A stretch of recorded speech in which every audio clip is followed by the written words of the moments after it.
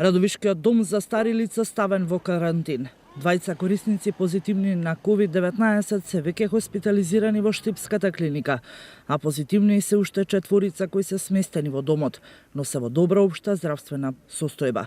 Не се позитивни само старите лица кои се корисници. Позитивни се и 3 вработени.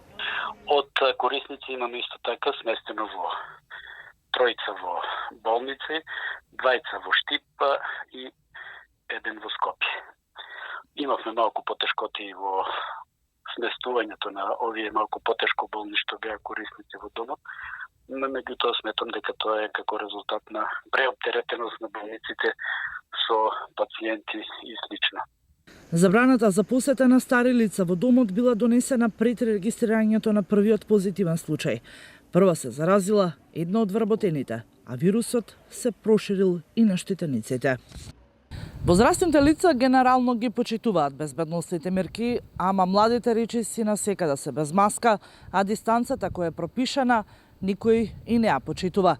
Стравувањата на инфектолозите од југоистокот се дека безразличноста на младите ќе им наштети на повозрастната популација.